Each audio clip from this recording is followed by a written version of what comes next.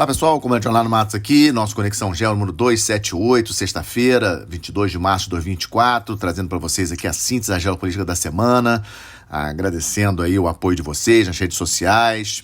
Lembrando que se vocês ainda não seguem o canal, seguem lá no YouTube, compartilhem com seus amigos, ajudem a divulgar. Precisamos discutir geopolítica, discutir o que está acontecendo no mundo, aqui no Brasil, porque às vezes eu fico com a impressão de que os brasileiros pensam que estão em outro planeta e não estão conseguindo entender a complexidade do momento que o mundo está vivendo. O tema principal que trago para vocês é a pirataria ali no Chifre da África, voltou, vocês lembram que há alguns anos atrás tínhamos aí vários casos de pirataria, as marinhas dos principais países se mobilizaram, enviaram navios de guerra para lá, a situação da pirataria ali no Chifre da África, ali no litoral da Somália, foi a zero. E a partir do final do ano passado, meio que aproveitando que os Houthis lá no Iêmen estão fazendo, né? Vamos lembrar que os Houthis, a partir de novembro, começaram a atacar o tráfico mercante com mísseis fornecidos pelo Irã, né? Não vamos esquecer disso. Então o Irã xiita fornecendo mísseis e drones para o grupo Houthi, que é um grupo rebelde dentro do Iêmen, um dos países mais pobres do mundo, vivendo uma guerra civil aí, e os Houthis atacando o tráfico mercante, prioritariamente, né, o tráfico mercante de interesse de Israel e dos Estados Unidos, que segundo os Houthis, porque os Estados Unidos apoiam Israel nesse ataque que Israel está fazendo em Gaza, que nós estamos acompanhando aí também desde outubro. Então, os piratas somalis parece que se aproveitando aí do momento de foco das marinhas de guerra que estão ali naquela região para combater os Houthis, se aproveitaram e voltaram a atacar o tráfico mercante. E o primeiro êxito aconteceu em dezembro do ano passado, né? Um navio mercante foi capturado, né? Foi apresado pelos piratas e no último sábado, né, uma operação assim cinematográfica que deve entrar, assim, fatalmente irá entrar aí para os anais aí de treinamento das forças de operações especiais, uma operação altamente complexa implementada pela Marinha da Índia. Eu tenho falado muito aqui da Índia, a Índia é cada vez mais protagonista no sistema internacional. A Índia tem muito interesse ali naquela região do Golfo de Aden, Mar Arábico, porque a linha de comunicação marítima é vital para a Índia, a comunicação dela com a Europa, a comunicação dela até mesmo com a Rússia. A Rússia exporta petróleo para a Índia também via Mar Negro, Canal de Suez, Mar Vermelho, etc., e também Golfo Pérsico também. A Índia é o terceiro maior importador de petróleo, então aquela região é uma região importante. A Índia mantém lá navios de guerra e um contratorpedeiro da Marinha Indiana, o Kolkata, que por sinal um contratorpedeiro construído na Índia, que foi entregue à Marinha Indiana em 2014, tem 7.500 toneladas, para vocês terem uma ideia, isso aí é mais do que o dobro das nossas fragatas da classe Niterói, né, essa classe Kolkata da Índia, e numa operação coordenada com mergulhadores de combate da Índia, foram lançados por aeronave da Força Aérea Indiana, mais helicóptero, mais drone.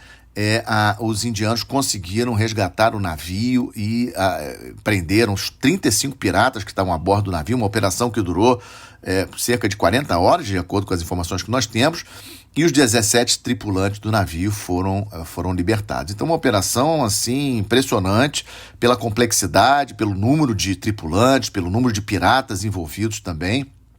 E acho que é importante lembrar a todos que aquela região ali existe uma força-tarefa que é comandada atualmente por um almirante brasileiro, com vários oficiais também brasileiros, fazendo parte do Estado-Maior, essa força-tarefa 151. Essa força-tarefa é sediada no Bahrein, que fica dentro do Golfo Pérsico, mas tem como tarefa o combate à pirataria naquela região. A Índia está fora dessa força-tarefa por enquanto. Eu acho que seria muito importante que os Estados Unidos, mesmo o Brasil, talvez possa ajudar a tentar trazer a Índia para dentro dessa força-tarefa 151, mas por quê? Porque é uma região, como eu falei, importante, não só para a Índia, mas para vários países. O Brasil ali está dando a sua contribuição aí para a boa ordem no mar, por isso que temos aí pela terceira vez um almirante nosso comandando aquela força-tarefa com navios de vários países. E para tráfego mercante de interesse do Brasil, eu destaco os navios da Transpetro. A Transpetro, ela tem a média aí de um navio-tanque transportando petróleo de dentro do Golfo Pérsico, às vezes do Iraque, às vezes da Arábia Saudita, um petróleo mais fino, digamos assim, para depois aqui nas nossas refinarias misturar com o nosso petróleo e produzir aí gasolina, óleo diesel, etc. Então, a gente tem que lembrar, é importante termos esse conhecimento de que navios de bandeira brasileira, né, navios da Transpetro, operam regularmente naquela região. Então, há uma grande preocupação com relação a esse aumento da pirataria por ali, né? Pirataria se combate com marinhas bem aparelhadas, bem treinadas, como vimos agora, esse caso da Marinha da Índia, realmente uma operação espetacular. Mas é bom a gente não esquecer das razões que levaram essas pessoas a irem para o mar e se arriscarem fazendo pirataria. Ou seja, também não podemos deixar de lado os problemas socioeconômicos seríssimos que vários países sofrem, inclusive ali o caso da Somália. Isso também não pode ser esquecido. A questão da desigualdade socioeconômica no planeta é um item muito sério e que precisamos refletir. O segundo tema que trago para vocês, a possibilidade de cessar fogo em Gaza, né? Ontem, muita gente mandando mensagem para mim, me falando que existe aí uma minuta aí de um cessar-fogo, de uma resolução do Conselho de Segurança da ONU circulando entre os países. Lembrando a vocês que existem cinco. O Conselho de Segurança da ONU é formado por 15 países, 5 são membros permanentes, Estados Unidos, obviamente, um desses 5 membros permanentes, e os Estados Unidos circulando aí uma resolução para um cessar-fogo em Gaza. Não temos muitos detalhes com relação a isso, mas isso está acontecendo. Ao mesmo tempo, o secretário de Estado, Antony Blinken, está na região, também provavelmente negociando essa questão do cessar-fogo, condicionado, obviamente, à libertação dos reféns. Cerca de 130 reféns ainda estão sob o poder do Hamas, lá na faixa de Gaza. E a última cidade, vocês lembram que eu já comentei isso com vocês aqui no podcast, a cidade de Rafah, que hoje aproximadamente deve ter com 1 milhão e meio de pessoas ali concentradas ali na cidade.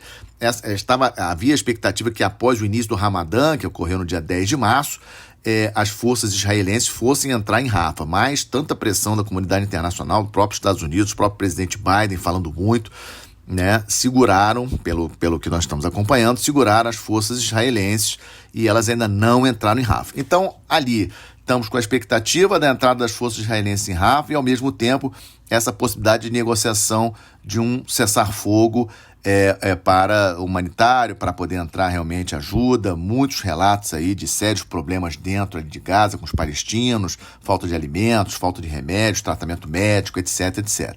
Então, um tema, sem dúvida, do momento, precisamos acompanhar e vamos mantendo vocês informados aqui no Conexão Geo.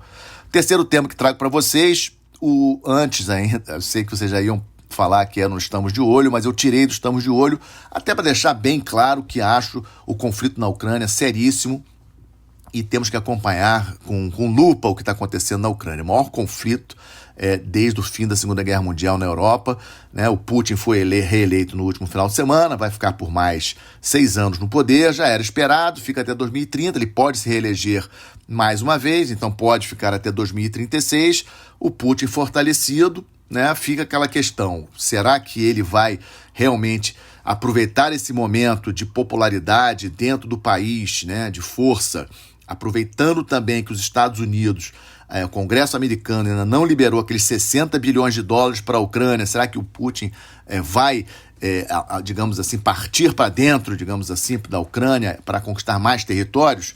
E aí o que aconteceu na quarta-feira? O ministro da Defesa russo, o Shoigu, dá uma declaração dizendo que vai criar 2 novos corpos de exército, né? É uma quantidade muito grande de militares para atuar na guerra da Ucrânia. E fica a dúvida se efetivamente vai acontecer um novo recrutamento, né, de novos soldados, uma convocação de novos de civis para lutar na guerra da Ucrânia.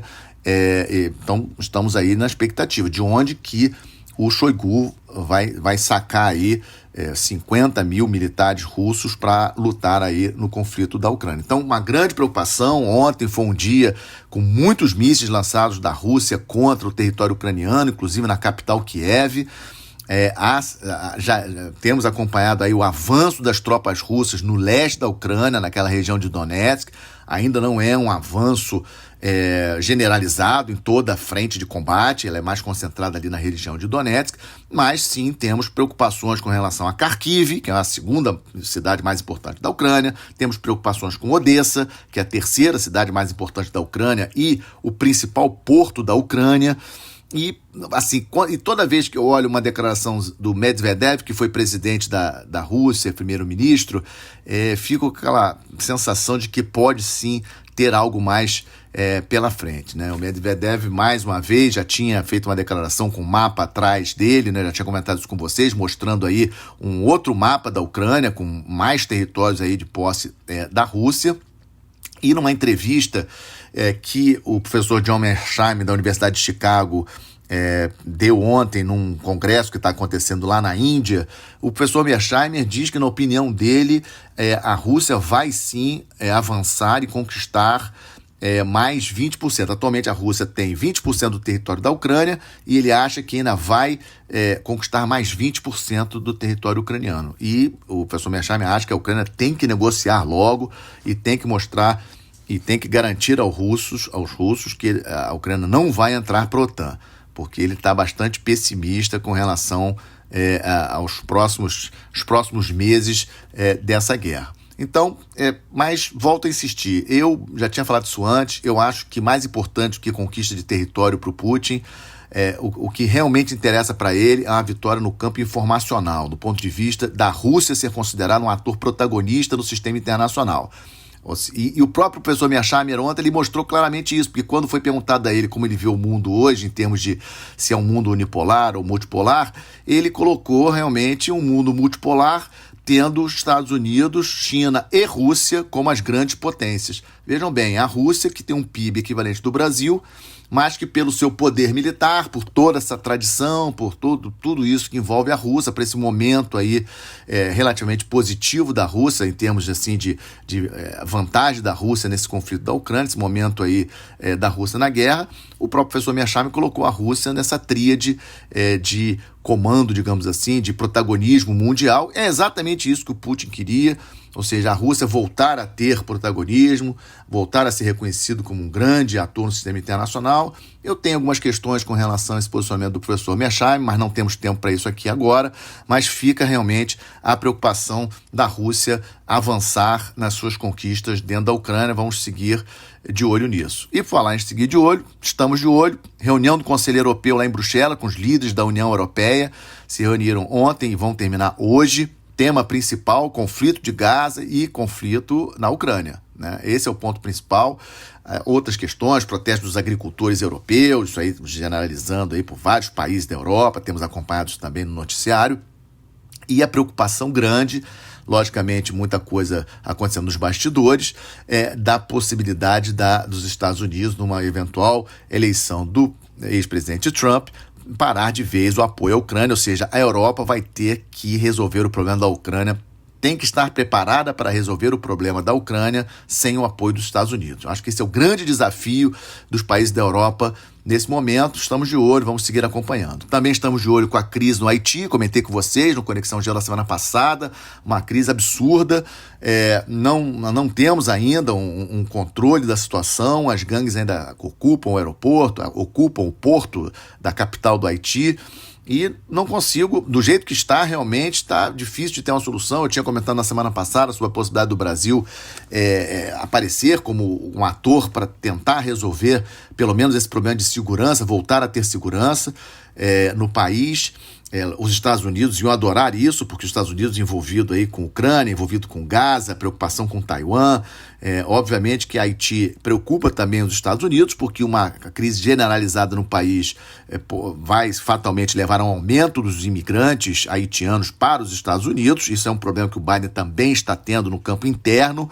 Resolver a questão dos imigrantes ali, a confusão que ele está tendo com o governador do Texas, acredito que vocês estão acompanhando isso, né? Aquela lei que o governador do Texas está implementando, que os policiais do Texas estão prendendo imigrantes que estão entrando pela fronteira, uma coisa assim, meio fora de controle ali naquela fronteira do México com os Estados Unidos. E o que os Estados Unidos não estão precisando agora é uma horda de haitianos fugindo de uma crise enorme no país, né? Aqueles de vocês que tiverem a oportunidade, deem uma olhada nas reportagens que estão vindo lá do Haiti, para vocês terem uma ideia do que está acontecendo. Haiti, entorno estratégico dos Estados Unidos, ali no Caribe, eu acho que os Estados Unidos não podem desprezar, e obviamente que se o Brasil, que tem toda a experiência no Haiti, por ter comandado a MINUSTAH de 2004, 2017, poderia sim se apresentar como uma solução e seria muito bem-vindo pelos Estados Unidos, pelos demais membros do Conselho de Segurança da ONU, que a situação do Haiti ela está fora do controle. Seria difícil para nós? Seria. Muitos colegas me mandaram mensagem discordando de mim, achando que o Brasil não tem que se meter com o Haiti. Mas, ora, se nós queremos uma posição de destaque no sistema internacional, a gente quer uma cadeira de membro permanente do Conselho de Segurança, a gente tem que dar a cara a tapa de vez em quando e temos que partir para situações realmente difíceis. A situação do Haiti é difícil, para resolver é dificílimo. Se formos para o Haiti, temos que ir com um contingente muito maior do que levamos na MINUSTAH, porque a situação lá no país está fora do controle. Mas seria uma excelente oportunidade para o Brasil, como foi o caso da Índia agora, nessa retomada do navio mercante lá no Chifre da África. Vários noticiários aí durante a semana, vídeos, muitos noticiários falando sobre o êxito da Índia, mostrando como a Marinha da Índia está preparada, está treinada, etc. Eu acho que seria uma excelente oportunidade de mostrarmos o valor também das nossas Forças Armadas. Outro tema que também estamos de olho, o Níger rompeu as relações com os Estados Unidos no campo militar. Vocês lembram, ano passado, teve aquele golpe de Estado no Níger, a França teve que deixar, os militares franceses tiveram que deixar o Níger é importantíssimo para o fornecimento de urânio para a França e para outros países, mas principalmente para a França. E os Estados Unidos mantêm uma base lá, cerca de 750 militares americanos dentro do Níger, uma base com meios aéreos e principalmente drones contra grupos insurgentes ali naquela região ali do Sahel africano. Pois bem, o próprio comandante do AFRICOM, que é um oficial general dos Estados Unidos, 4 estrelas, que cuida de todas as operações militares dos Estados Unidos no continente africano, esteve no Níger na semana passada e o resultado dessa reunião foi o cancelamento da parceria do Níger com os Estados Unidos. Nós não temos detalhes do que eles conversaram nos bastidores, né? A gente pode aqui pensar que por trás do Níger possa ter realmente uma Rússia da vida, né, oferecendo alguma coisa para o Níger. O presidente do Níger pode ter colocado isso para o general americano na semana passada. O general americano não concordou, não teve apoio da Casa Branca e os 750 militares dos Estados Unidos terão que sair, a base americana terá que ser fechada. Uma situação bastante assim, interessante e vamos ficar de olho no que está acontecendo lá no Níger. E para fechar, estamos de olho, Península Coreana, mais uma vez essa semana, teste de armas da Coreia do Norte, ou seja, a Coreia do Norte provocando a Coreia do Sul e a tensão naquela região, ela segue alta.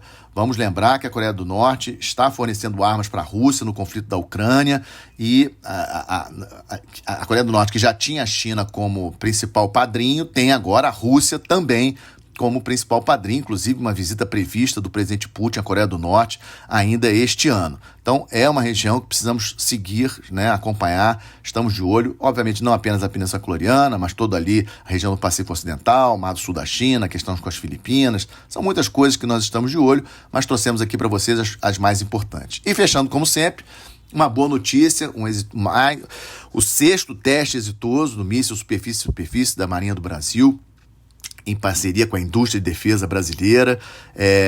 Tivemos um teste aí, o resultado foi positivo. O Brasil precisa ter a sua indústria de defesa. Estamos vendo aí avanço, né? Eu comentei com vocês que o contra-torpedeiro da Marinha Indiana, que atuou agora com êxito contra os piratas, um navio construído na Índia. Ou seja, vemos aí a indústria de defesa de vários países aí crescendo, a Europa investindo em indústria de defesa em função da questão da Ucrânia. O Brasil não pode ficar para trás. Essa história de que nós não temos ameaça, isso é um risco à soberania nacional. Precisamos estar mais atentos, precisamos divulgar o que está acontecendo para a população, para a sociedade brasileira, para ela entender por que precisamos de mais orçamento de defesa, por que precisamos de mais incentivos para a indústria de defesa, para não ficarmos para trás nessa grande competição aí global, nessa tensão que estamos vendo para o mundo, que infelizmente está preocupando bastante. Com isso, fecho mais esse Conexão Geo 277, agradecendo mais uma vez a confiança de vocês no meu trabalho. Se gostaram, compartilhem, deixem seu like, deixem seus comentários no YouTube, nas redes sociais. Muito obrigado, um excelente final de semana, até a próxima sexta-feira.